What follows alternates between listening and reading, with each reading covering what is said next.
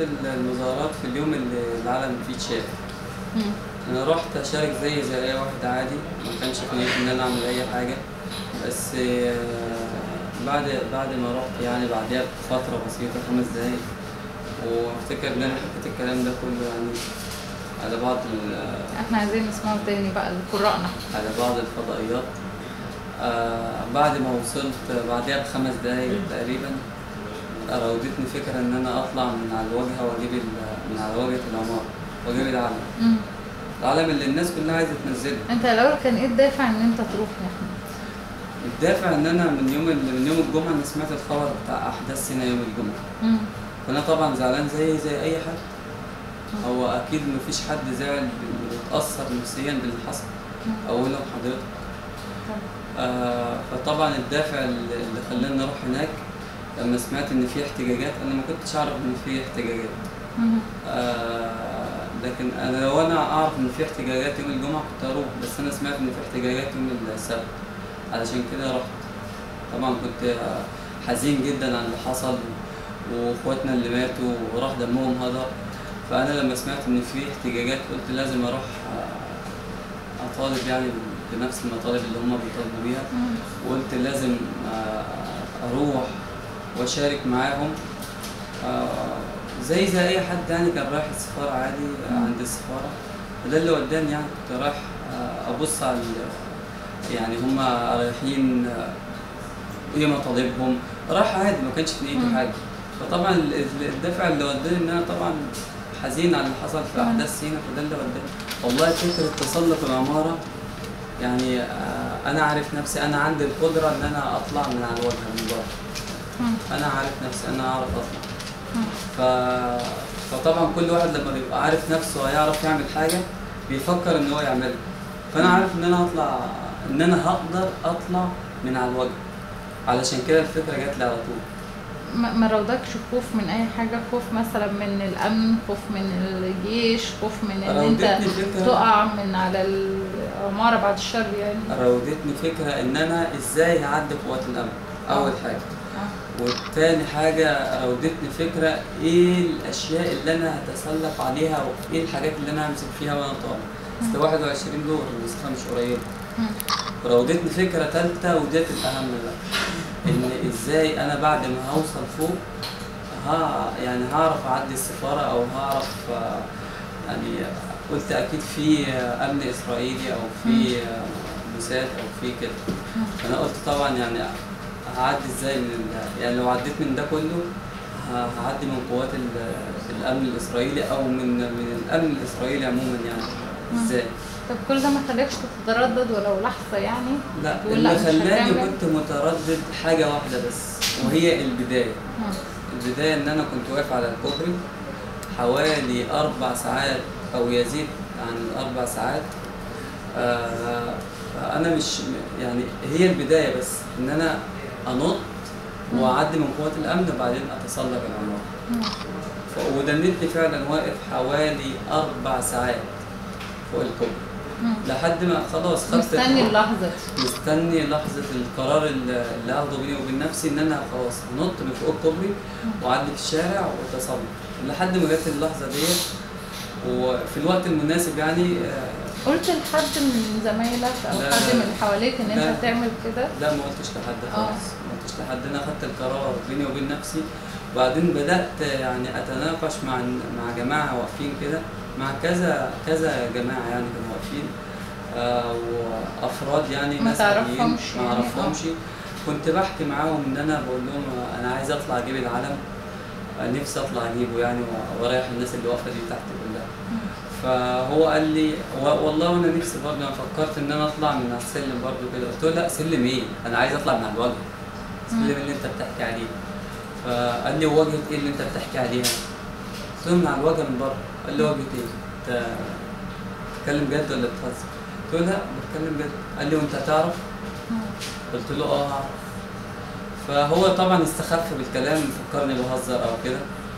فبحكي لناس ثانيين جابوها لي بنقطه ثانيه، قالوا لي ماشي يا عم حلو، انت لو طلعت فوق في اول حاجه في قناصه يا حبيبي في العماره دي، في قناصه في العماره اللي ورا اللي قدام السفاره، وفي ناس واقفه تحت تبع الموساد، خد بالك من الحته دي. واقفه تحت فين؟ ضمن المتظاهرين يعني المتظاهرين. قال لي توقع من الموساد الاسرائيلي اي شيء. قال لي يعني جهاز المخابرات الاسرائيليه اقوى جهاز مخابرات على مستوى العالم. قال لي توقع كل دول ناس انت ما تعرفهمش يعني؟ لا، ناس ما اعرفهمش، بس انا واخد القرار بيني وبين نفسي. فبدات الف حوالين العماره اشوف اي حاجه ان انا اتسلق عليها او كده، فما لقيتش. حوالين الكتله السكنيه كلها قوات امن وكده يعني. فبدات ان انا يعني ما ينفعش اطلع من على حته اللي هي الحته اللي قدام الناس، من على الواجهه بتاعت العماره، الواجهه الرئيسيه المطروحه على الشارع.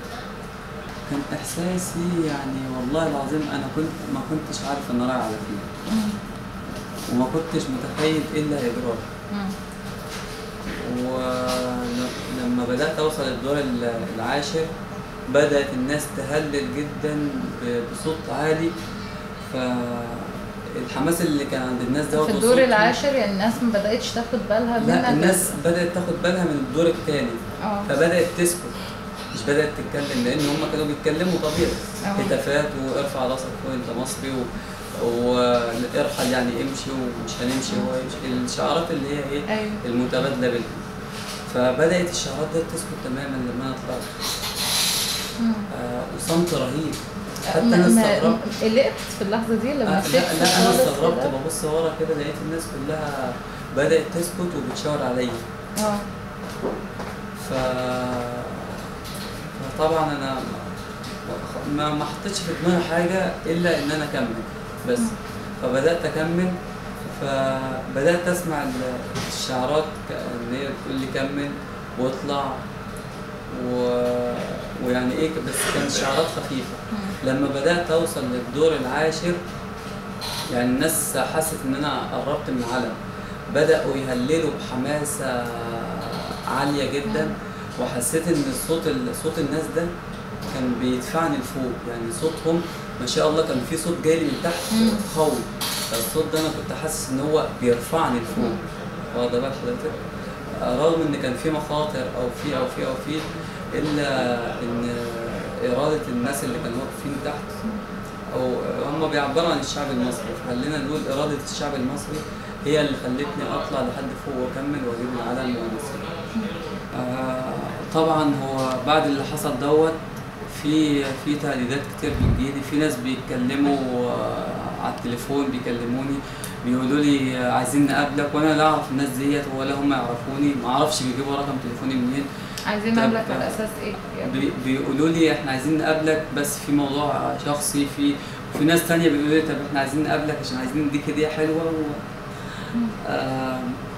ومش عايزين يقولوا اسمهم ولا بيشتغلوا تبع ايه ولا تبع اي جهه، بس ديت حاجه. لكن اللي جالي فعلا تهديد واضح وصريح، جالي على التليفون بتاعي 3 تهديدات، رسائل، 3 رسائل، من ضمنهم رساله بتقول لي بالنص هنقتلك. انا ما اعرفش الرساله دي جت يعني جايه منين، بس انا الحمد لله انا ما بخافش الا من ربنا سبحانه وتعالى، وانا مش خايف، بس انا زعلان وحزين جدا لما ابقى انا ماشي وسط الناس وفي وسط اهلي ووسط ناسي وفي وسط بلدي وانا مش حاسس بالامان وانا مش في الشارع. لكن انا بقول اللي هيحميني هو انتوا الشعب المصري، هو اللي هيحمي احمد الشحات، هو القادر ان هو يحمي اي مواطن زيه عادي منه، انا ابنكم ومنكم.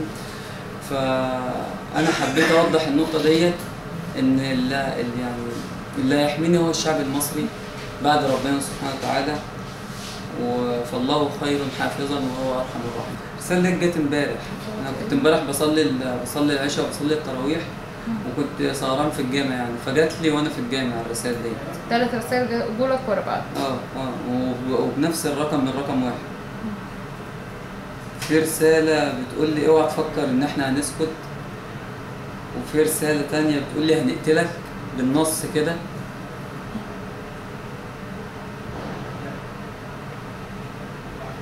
والرسالة التالتة بتقول لي مش عارف، بس انا بدور عليها، بحاول ادور عليها لان هي بعيدة عن الرسالتين التانيين دول.